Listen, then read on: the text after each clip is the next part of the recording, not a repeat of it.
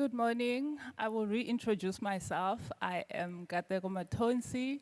I am head of equity research at Investec Bank. We are a specialist bank in South Africa and the UK. I also am an equity analyst. I cover the precious metal stocks listed on the JSE. A big thank you to WPIC for this outstanding conference, and also just the opportunity to facilitate a conversation with the major producers of the platinum group metals. I think a very good starting point to this conversation will be us actually talking about the complexities of managing a business that has complex and at times very volatile pricing trends. If we look at the PGM basket price post the 2008 global financial crisis, the down cycle has been long and very deep into the cost curve. And the subsequent up cycles have been relatively short-lived, and right now actually also impacted by exogenous factors. So my question to the panel is, how do you continue to invest meaningfully into your business while the marketing and the pricing environment remains very complex? So I will start with Craig. Craig, how is Valterra navigating this environment? How is Valterra navigating this market? And also taking into account the changing forecast and outlook for the various metals within the basket. Thanks, Nkateko, for the question. Good morning, ladies and gentlemen. Thank you also for the opportunity to participate on the panel today. So I think Nkateko, my apologies. For Valterra Platinum, the key component is very much managing what you can control. Being very disciplined in terms of how we operate the business, having a longer term view, not just necessarily what's taking place in the market here and now, and then importantly investing in the quality business that we have as a company. And that's been our real key focus following our establishment almost a year ago as Valterra Platinum, is really driving the operational excellence piece, given the scale and the integrated nature of our business, that we go from mine all the way to market. We've been really focused around delivering and securing that value.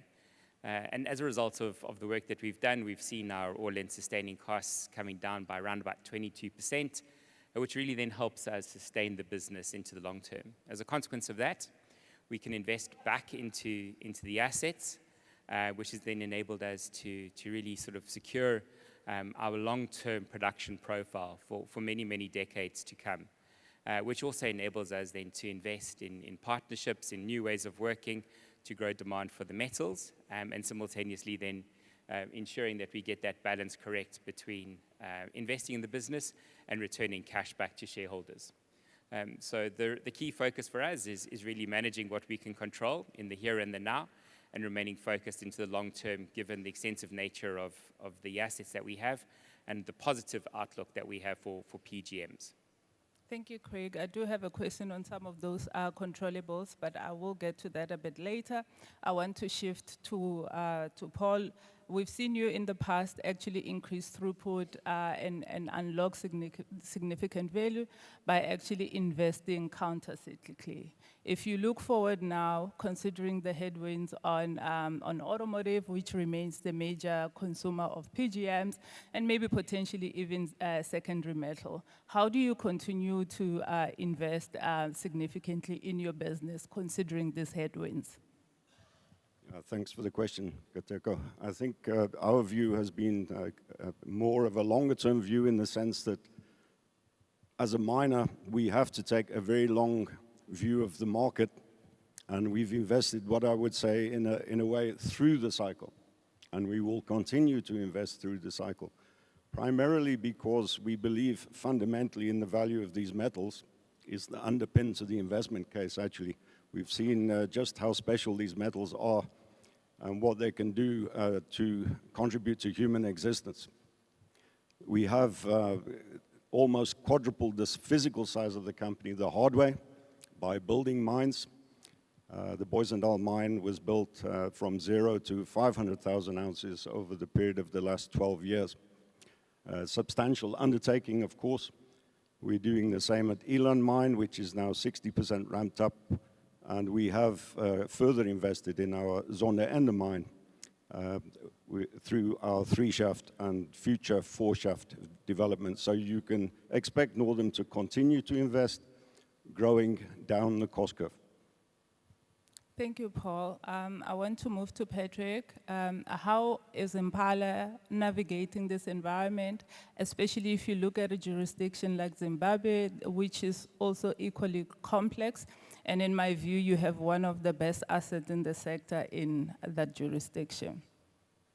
Yeah, thank you for the question. I believe that the PGM industry has been characterized by what I call long winters and short summers. And as Impala, we've got a 3-pronged approach to how we navigate through these downturns. Number one is that we have been creating a portfolio of high-quality assets that are in both mining and processing that I believe they are well-positioned and well-capitalized. The acquisition of RB Players was actually key into building this portfolio of high-quality assets. And number two, we've been constantly allocating capital to strategic projects to further strengthen this portfolio. If you look at from 2021 to about 2025, we spent about 50 billion rand, which is about $3 billion in replacement project, both Bima Mine and Mupani Mine in Zimplats. We've also increased our processing capacity by building 38 megawatts smelter also in Zimplats. But also we've shifted into renewable energy. We've completed 35 megawatts solar plant in Zimplats, and we now actually by August will be commissioning 45 megawatts. This renewable energy is not only just for renewable energy, it's also to bring down the unit cost. And I think lastly, we have believed that we should always maintain a strong and healthy balance sheet. If you go through the winter and you have a strong balance sheet, it helps a lot. And I think we've seen in the last 3 years that the strong balance sheet actually helped us to navigate the low price situation. I do agree with you that Zimplats, it is a world-class asset. It's shallow, it's mechanized, it's at the bottom end of the cost curve. We've got a strong management, local management team. These assets keep on delivering according to specs, and the KPIs are met every year. And it is the biggest contributor to, the GDP of Zimbabwe, and we want to continue doing exactly that. But I cannot, downplay the current challenges, and I'll put them into 2 brackets, the monetary policy and also policy uncertainty. So the monetary policy, you all know that, for those operating in Zimbabwe, you need to, 30% of your revenue must get back as local currency. That local currency has not been forthcoming. It is impacting how we run our current operations. Yes, there's been some improvement lately, but not enough to, to the levels that we will want to see. Mining projects by nature, they are high, capital intensity and also long-term. So we cannot be, committing long-term projects if we're not sure about the direction of travel when coming to policy.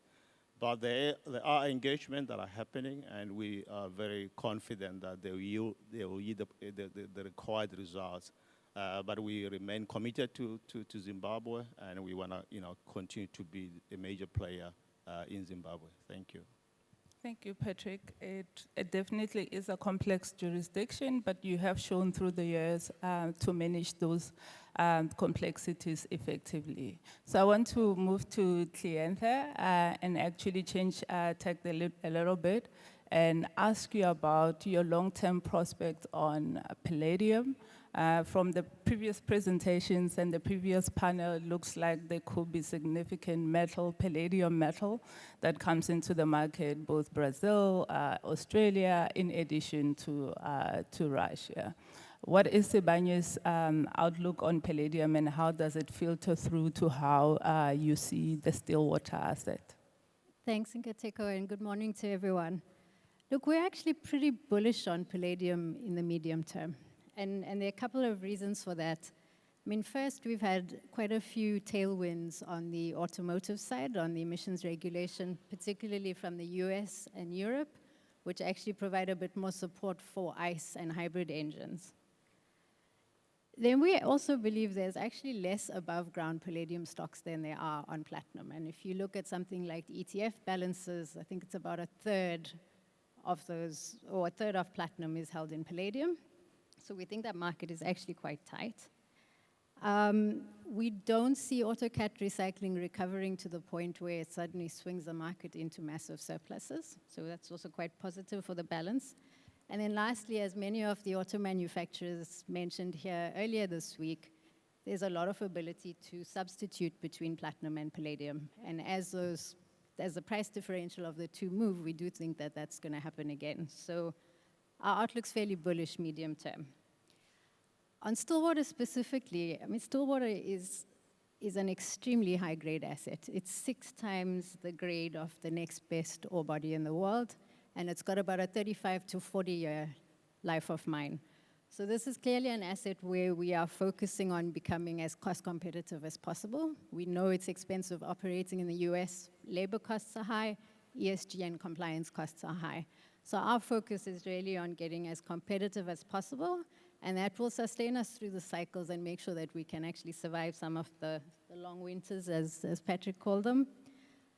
So yeah, for us, it's really about getting the costs down, and we think that's a very good strategic asset in the US. Thank you for that, Kleantha.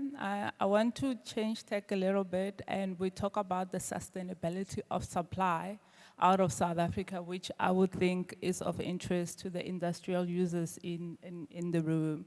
Previously, on some previous panels, we've spoken about the catalyst for greenfields projects being a sustainable basket price of around $2,500 per ounce, and these are levels that the market actually has not sustainably delivered in the past.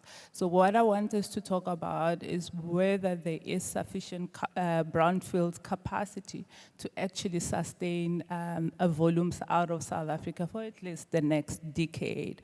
So Craig, if I can start with you, can you talk a little bit more about the untapped potential at Mogalakwena and the Debroch, and should the market actually need additional metal into the future? Yeah, thanks, Nkateko. So as many of you will know, Valterra Platinum, we produce roughly 3.4 million ounces per year.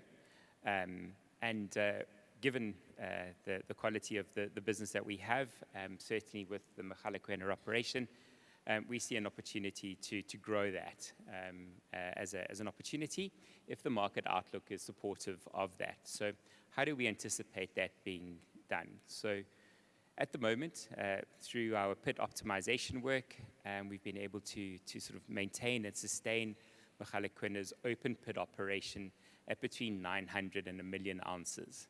And that's our outlook, certainly for the next decade, that would be able to sustainably produce that level, and our counter sort of also operating in the low half of the cost curve.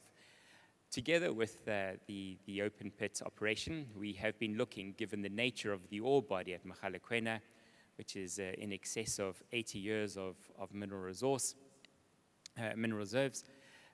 we see an opportunity for us to certainly further the development at Mogalakwena and accessing some of the underground ore development.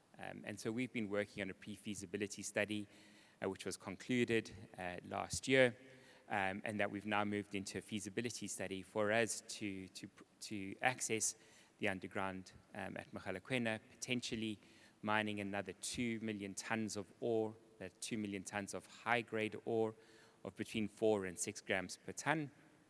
And the ability for the result of that is that we'll be able to increase Mogalakwena's output by between another 10-20%, so another 200,000 ounces, or 6 tons of PGMs. The benefit of that is it further reduces Mogalakwena's all-in sustaining cost. So, with we do have as I said, a positive outlook on the market, both for platinum. Palladium a little bit more challenged, But certainly, given the prill of around about 50-50 between platinum and palladium, we believe that the underground will deliver attractive returns, and that will give us the confidence to ramp up the production by the end of the decade, spending to roughly 2 billion rand a year on that development. But once again, we'll come back to our operating thesis. Our operating thesis is very much value versus volume, and the key component for us as a mining company is really to continue with that, to be really disciplined in how we allocate the capital, and that's what we'll do. So we need to work through the vagaries of the market, have a real understanding in terms of what we think is going to happen, and give us the conviction to be able to deliver the full value that we see from Mogalakwena into the future. Thank you, Craig. It's always good to know that there is that untapped potential should it be needed. I want to move to Paul. Given the uncertainty and complexity on future demand, do you believe consolidation is becoming a structural necessity? And if yes, why is it not happening? Yeah, that one is a very tricky question on the stage here, but I think I would start by reminding the audience, and perhaps for some of the younger members in the room, that there have already been a significant consolidation and closure across the sector. I'll mention some companies by name that no longer exist, which were quite big in their day: Aquarius Platinum, Lonmin, of course, Royal Bafokeng Platinum. All of those companies have been consolidated up into larger entities. Alongside those consolidations, there have been numerous closures across the bushveld: Sedibelo, Crocodile, Bokoni. And the consequence of that is, in fact, we are quite a consolidated industry across the world already, with 5 large producers and 2 or 3 smaller producers making up the whole world's primary production. Again, a consequence of that consolidation and closure effect, which was price-induced. South Africa's platinum production on an annual basis has fallen from about 5.4 million ounces per annum to last year's approximately 3.9 million ounces of platinum per annum. That's a considerable contraction in primary supply. That trend is unlikely to change, in our view, humble opinion, and we see further contraction of primary supply out over the course of the next 10 years. Consolidation can happen for 2 reasons. One is price-induced, which we have seen, but it can also happen for a motivation of buy versus build. You've heard me speak earlier about building mines is hard and takes a lot of time and high capital intensity.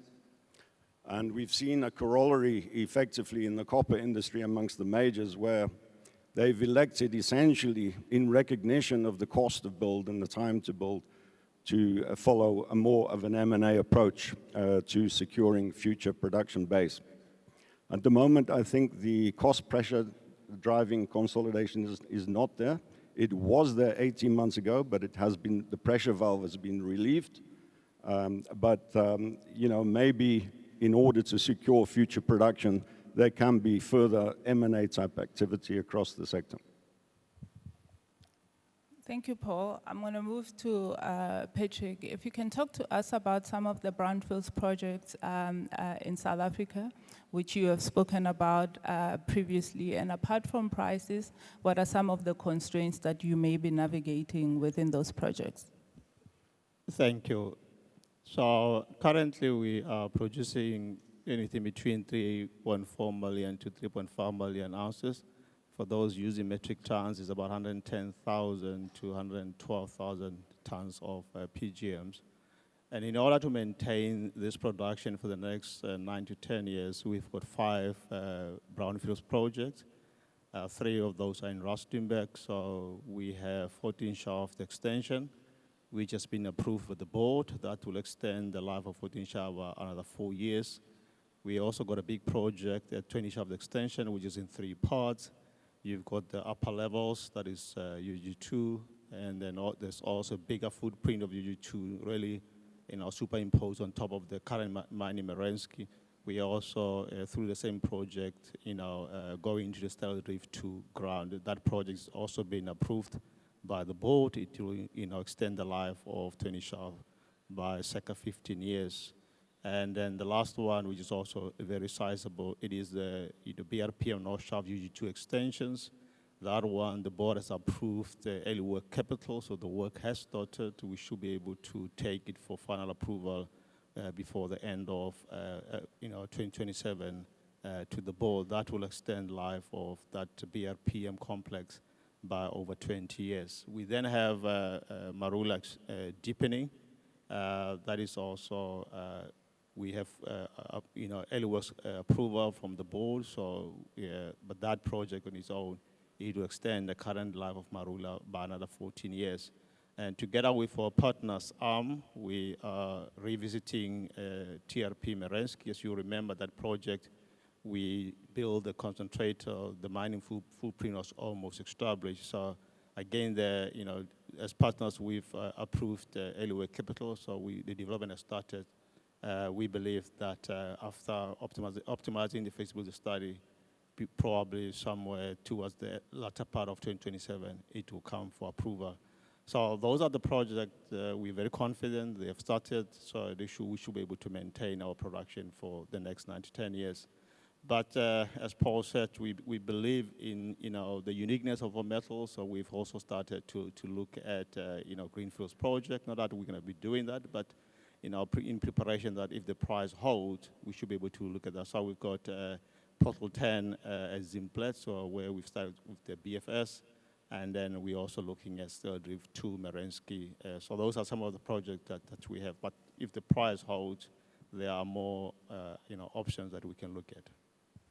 Thank you. All a function of the pricing environment. So Kleantha, if I can move to Sibanye, the company has unveiled a number of projects, especially in South Africa, to also moderate the potential decline that we were seeing in your operation, at least in the next 10 years. How does the business actually balance the need to actually deleverage the balance sheet while also making sure that you are meaningfully investing in your business? Thanks, Nkateko. Look, we'll basically think about capital allocation in 3 buckets, and it's roughly a third for returns to shareholders, a third to reduce our debt, and then a third that's spent on life extension or growth. And I know we often get the question of, can you do all 3 and balance that? And I think the answer is yes, and we're trying our best to do that. Look, we understand we've got to return value to shareholders. Our balance sheet at the moment is probably the strongest it's been in years, and there's a lot of further strengthening that we've got to do on that, and that will then give us the long-term optionality for many of our own brownfields projects as well. We have been asked in the past, you haven't invested through the cycle, why not? And I think the answer is we have, just not in PGMs recently. So we have unveiled, I think, 9 brownfields projects, all low capital intensity in South Africa. And that's certainly something we've got optionality on as we progress through those studies. Thank you. I think in summary on this round of questions, there are a number of projects within the major producers, and if prices actually hold, I don't know, at current levels, a potential of supply out of South Africa remaining at these levels for at least the next decade is actually high. I want to move a little bit and also talk about the regulatory environment within South Africa, which does have an impact on the running of the business. We've seen a bit of noise around chrome, and chrome has become a major revenue generator for the PGM miners in South Africa. So I just want, Paul, I just want to give you an opportunity to talk about your view as far as the regulatory environment is concerned in South Africa, not necessarily only related to chrome, but the regulatory environment in general. Any concerns on that front? Any positive factors on that front? Yes, I think as the audience will know, regulatory certainty is very important for long-term investments in mining, and South Africa is a case in point. We have 2 points of contention that on the table at the moment. The first would be the primary minerals legislation, the MRPDA amendment bill, which has been proposed. We're currently engaging very robustly, I would say, as the Minerals Council with government. Those engagements have been recently very constructive. I do believe we can reach a good way forward for the country, but ultimately with these things, the proof is in the pudding, and we must protect ownership rights at all costs. On the issue you mentioned surrounding chrome, there have been mooted or proposals for chrome export tax and chrome concentrate quotas. Neither of those have been approved by government. I must be very, very clear about that. And industry is against artificial interventions in the market condition that is unfortunately hurting the ferrochrome industry. Taxes and tariffs are a misdiagnosis of the problem. The real problem is the cost of energy in SA is high, and the escalation has been around 900% increase cumulatively over the last 10 years. That's the real issue, and that's the issue that needs to be addressed for the ferroalloy producers, including ferrochrome. So at this stage in Nkateko, there are no approved taxes or quotas. Thank you. And Kleantha, if I can also ask you to weigh in and just comparing the regulatory environment in South Africa versus some of the other jurisdictions where Sibanye actually operates. Thanks, Nkateko.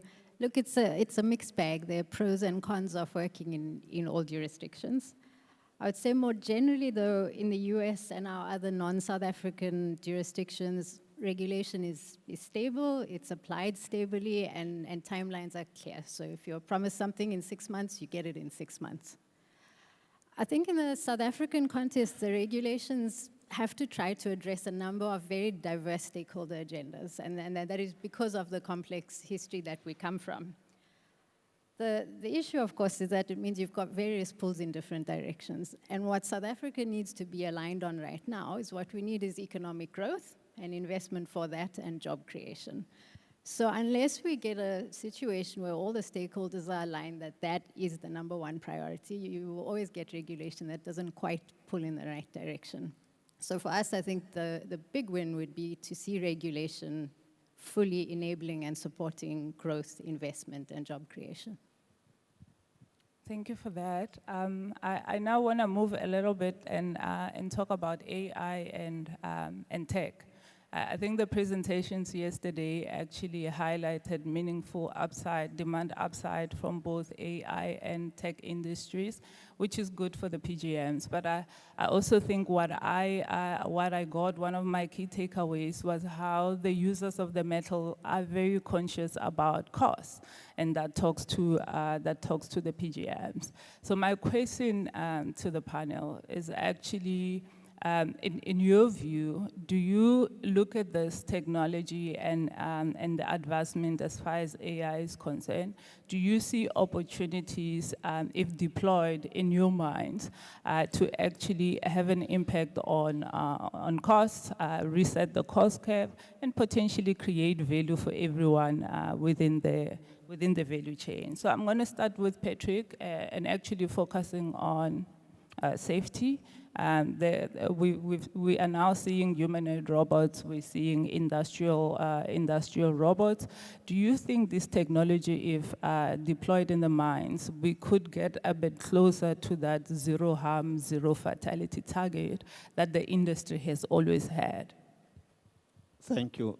Yeah, I think let me start by stating that we firmly believe that zero harm is attainable. But at the same time, we know that before we can reach zero harm, we must come to a state where we eliminate fatalities.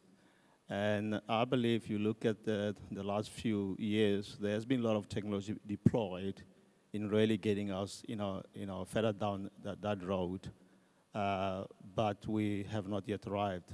So I see humanoid robots not being the only solution, but being part of the solution to eliminate fatalities. I'll give a good example. Fall of ground a lot of work being done, but it's still one of our biggest risks.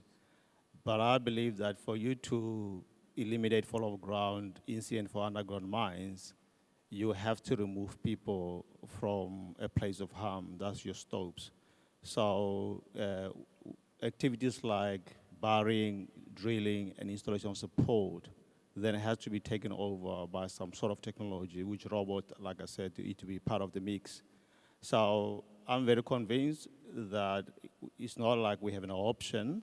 It's something that we must undertake, invest money, and make sure that we are able to eliminate these fatalities. The biggest challenge that I see for me are two. We need skills that are relevant for this technology. But at the same time, these skills are readily available, but we compete for them with other industries that are also looking to roll out technology. So we'll have to, grow our own timber. So number two is that when you look at the next generation of the workforce, definitely they will not want to do this manual work. I can tell you that. A person that is 10 years old today, 10 years from now, this will be our workforce. They will not want to do drilling, installation of support, and being exposed to this type of risk. So it is imperative that we start now to partner with schools, with universities, and actually develop the type of skills that will be able to operate this technology. But we also need to be selective. I think sometimes while our technology rollout fails, we're trying to boil the whole ocean. I think if we look at the processing division, it's always amenable to technology, and I think that's where we should start, and I think that's where, as Impala, most work is going. When we start new projects, it's an opportune moment to roll out technology. I'll give a good example. When we did Mopani mine in Zimbabwe, from the beginning, we designed to have autonomous trucks. They are running underground. So that's, so a brownfields project, a greenfields project is a good opportunity to design technology into what you'll be doing. I think what is more difficult, it is the underground mines that are old, have a big footprint. There, I believe, identify bottlenecks in the system and only then apply technology to deal with that bottleneck, either to improve your cost, to improve your safety, or even your productivity. So as Impala, we are busy, crafting our strategy. How do we deploy this technology? First of all, like I said, to eliminate fatalities, because one fatal is one too many. Thank you very much. Thank you, Patrick. I'm glad that you see value in investing in deploying this technology and even starting at the grassroots, like schools. Craig, what are some of the latest advancements that the China economy is spearheading in technology and AI that you think could find application in your business or mining industry in general, and potentially enable a certain level of a cost reset? Thanks, Nkateko. That's quite a question. So I think it's important to sort of just reflect a little bit on sort of where we are today. So, if we just think about the significant developments that have taken place in China, particularly on renewable energy, that had already started to have a material benefit to our business and also, quite frankly, to South Africa. So you've seen the very significant investment in both solar and wind renewable energy, which is translated for us at Valterra Platinum into about 30% of our energy requirements now coming from renewable energy. And that's really driven a lot because of the technology that's been frontiered and pioneered here in China to get it to scale. So if you take that sort of to the next level, where you do see investments taking place and real development around the technology, is on the battery side, with improvements in battery technology, which is positive from a mining equipment perspective. You could see that being deployed into the operations, certainly then sort of trying to alleviate some of the impacts of diesel particulate matter, which has a health component to a number of our workers, reduces the amount of ventilation which is required. So there's a lot of benefits that are associated with that low carbon equipment that you're seeing being sort of deployed, and that ultimately could come into the operations. More broadly, and we spoke about it a little bit yesterday, in terms of just hydrogen as well. and hydrogen being, going from an emerging technology to something where there's a significant amount of investment taking place here in China. And as that gets deployed and rolled out, you can see that being deployed and rolled out back home, and consequently, in long-haul transportation of concentrates, of other material, there's certainly those opportunities. So I think you're starting to see the benefits of the technology development which has taken place here in China being deployed into the operations. But I think importantly, what we've seen as a company and where our strategy is quite the transformation in China from to being a much more quality-focused supplier. And given sort of the nature of mining and given the complexity in PGM mining, from both mining to refined metal, it is really important around that quality aspect. And because of what we're seeing in China specifically, we're looking at growing our supply of material and components from China from below 5% today to sort of between 10 and 15% in the next few years. And that's really driven by A, the quality that we see, B, the reliability of supply, and C, ultimately it's for value. And it is driving, and it is a cost advantage that we see, and hence the reason why we're sort of supporting that. So you've certainly seen that development of that technology taking place. We're using it in our operations. You can see it, how it's going to get deployed more broadly in other mining jurisdictions. And we're really excited about that opportunity. And then obviously if you leverage the AI component, data is key, and therefore how you use that data and translate that into improved operating practices is incredibly important. And as a consequence of that, you see then the demand for PGMs also starting to come through in terms of where it's used in hard disk drives and other applications, which are really important for the evolution of AI and technology, both in China, but more importantly, globally as well. Thank you, Craig. It is really exciting, the potential impact on costs as a result of that closed loop that is likely to come through.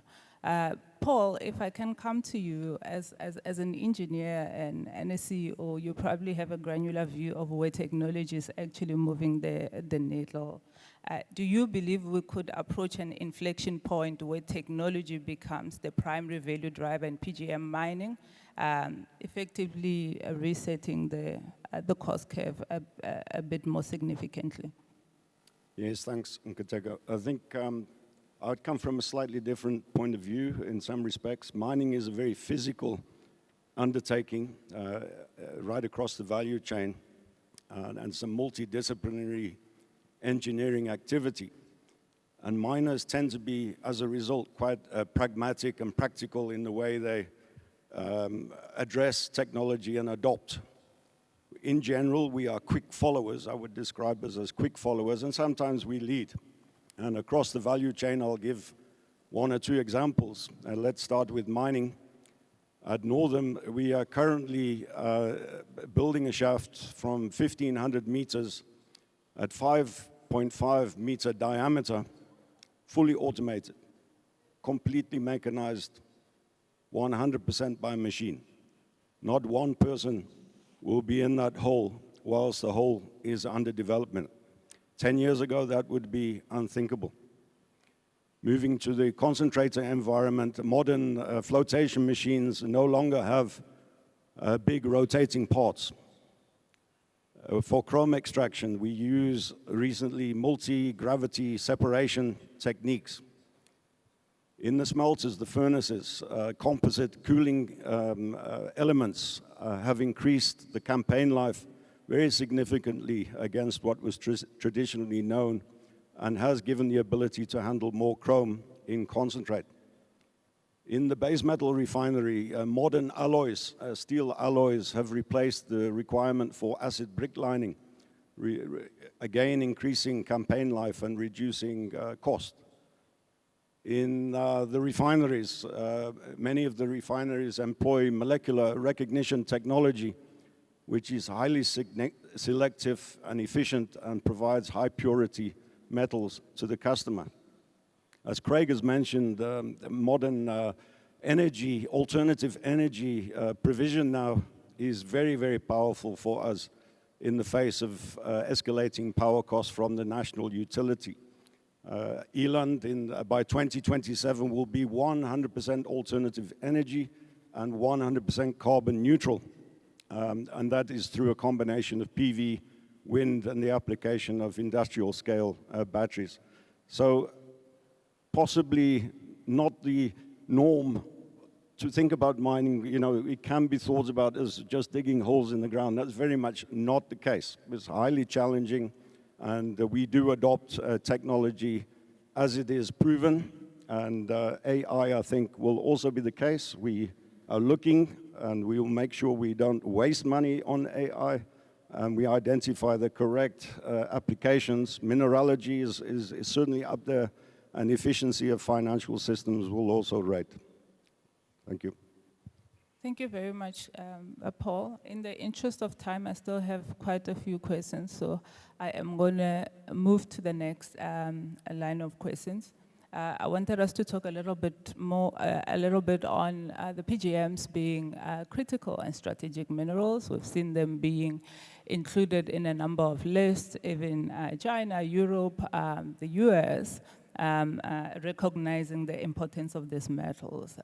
So I just want to get an update in terms of the engagements you may have had with some of the authorities regarding these metals. But before we get to that, I also wanted to ask, and I'm going to ask general questions. Anyone can answer the next few questions.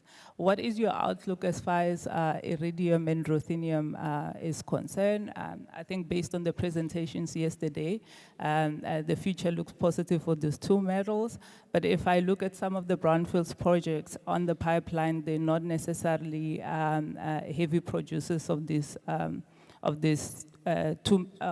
two metals. Even some of the greenfields projects that were presented today, they're not necessarily heavy producers of this metal. So how do you protect that market in an environment where demand could actually escalate rapidly?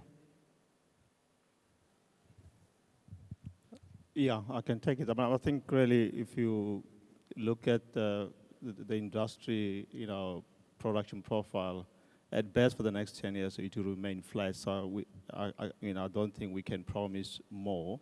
So, but what can be done to protect this metal from demand destruction? I believe that, recycling probably, we have to look at how do we help the recycling efforts. Also, maybe also improve our own, recovery, initiatives, because as we recover more, obviously there will probably be more of iridium coming. But I think most importantly, just even to maintain what we're giving to the end users is a supportive price to be able to finish this brownfield project that are usually too, loaded, that obviously will make sure that that metal keep on coming to the market. Yeah, so, but I don't think substitution is an answer that we should be looking at, but probably even the end users must look at how do we optimize the usage of the metal. Kleantha? Thanks. I mean, we take demand destruction very seriously, and many years ago we saw that this could potentially happen with with platinum in autocatalysts. We then worked on a project with BASF and Impala to look at substituting platinum with palladium in autocats. It's now gone slightly differently, or the pendulum has swung quite a bit. But we actually are looking a bit more at how do you substitute and make sure that that substitution actually comes from another PGM, not a base metal or another metal. So one of the projects we're working on together with Heraeus is actually on electrolyzer catalysts for the production of green hydrogen. And that is very much traditionally been an iridium oxide electrolyzer catalyst. Iridium is one of the most scarce of the 5 PGMs.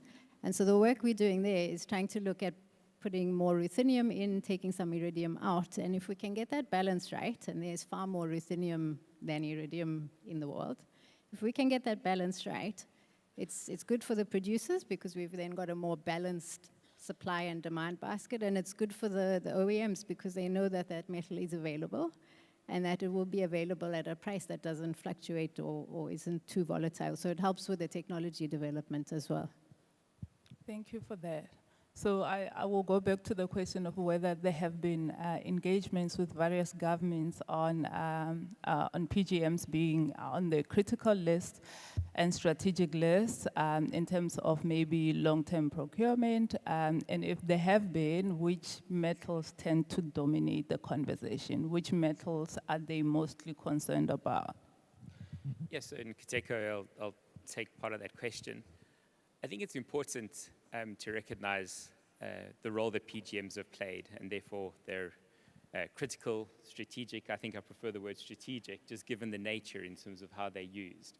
I think if critical, people try to sort of eliminate their use, and I don't think you can necessarily do that from a PGM perspective. So what is important, and the engagements that I've been having with various stakeholders, is the fact that PGM supply is certainly there. If you look at the reserves, the resources that are available in Southern Africa, in other parts of the world, there's plentiful supply. It all comes down to what is the price at which that will incentivize that supply coming through.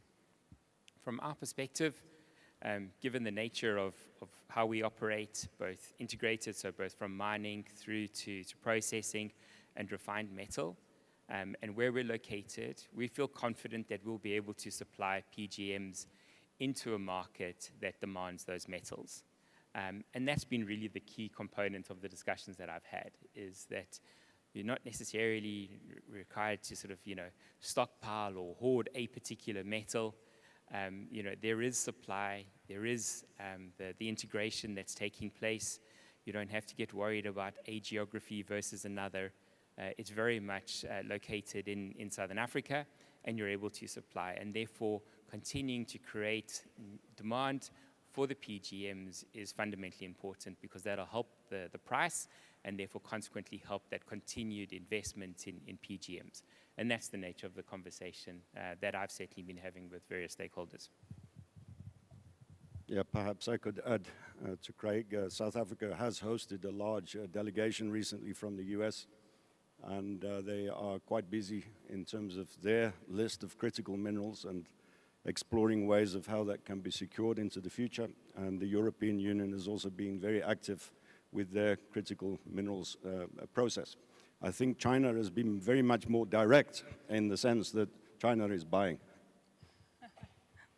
Okay, and if we can talk about the US, if there have been any conversations with the US regarding Project Vault and Section 232, where we could see potential tariffs and quotas if the conversations are not fruitful. Yeah, thanks. I can take that one. Obviously, given that we're the only PGM primary miner in the US and a large producer of recycled metals there, we're in quite a few discussions with various parts of the US government. To be honest, we can't give you anything definitive yet. They're all ongoing discussions. But what has struck us is that the PGMs are potentially slightly lower priority than metals that go into the defense or the energy sectors. So a lot of the focus actually right now is on the rare earths and the lithiums of the world.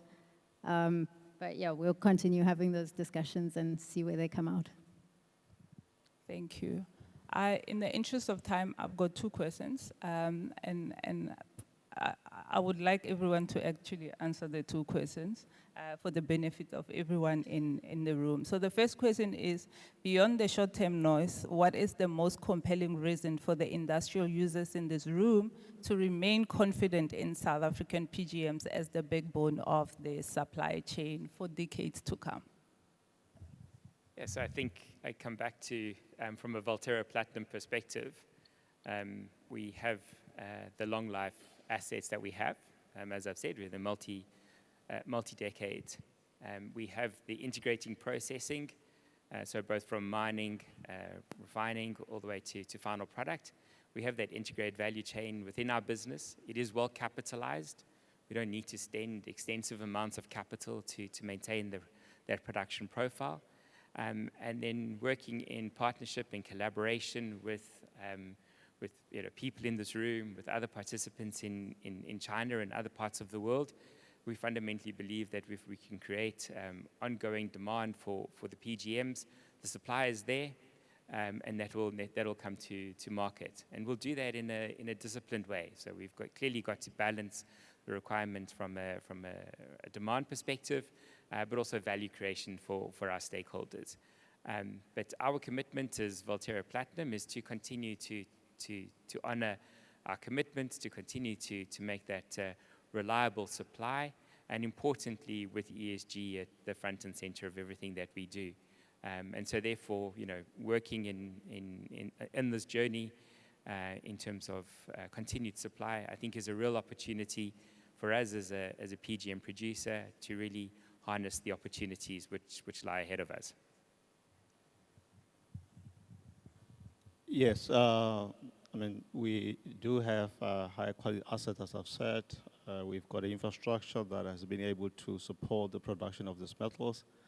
We've got mine to market value chain sorted out. We've been able, through our supply chain, to deliver our metals to all our customers across the whole world. We've got the people, we've got expertise.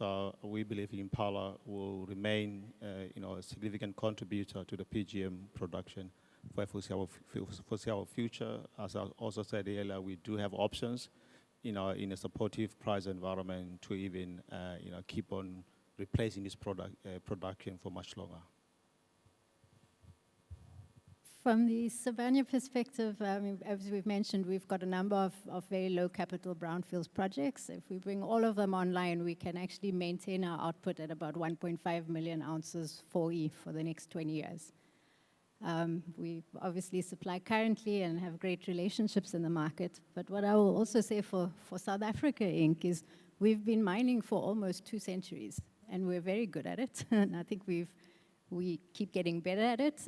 And we're all very, very good at processing as well. So I think we're very well positioned to continue supplying. And what we need from you and the fabricators is a nice balanced basket of demands into the future so that we've got somewhere to supply into.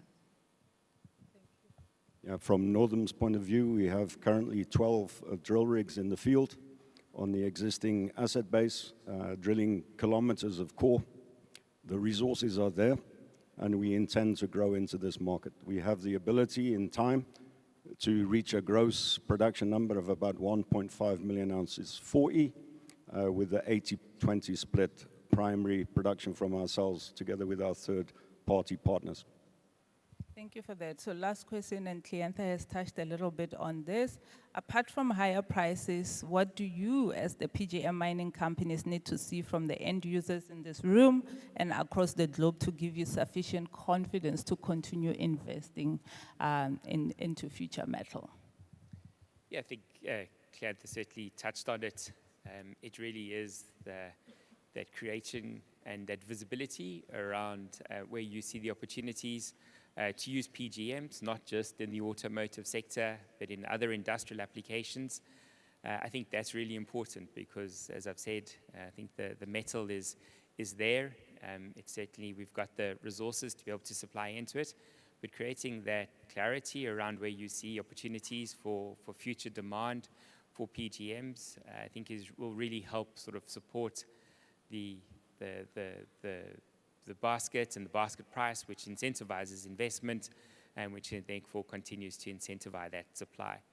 And I think, we've pointed it out that our focus as a company is really around that sustainability. So meeting the goals of which people in this room have, which China has, around achieving carbon neutrality, really progressing new technologies is really critical, and I do believe that PGMs have a role to play in that, and therefore Valterra Platinum being able to continue to supply into that opportunity is really important. So working in collaboration and understanding what that demand segment looks like, I think will certainly support and continue to support the longevity of the operations in South Africa.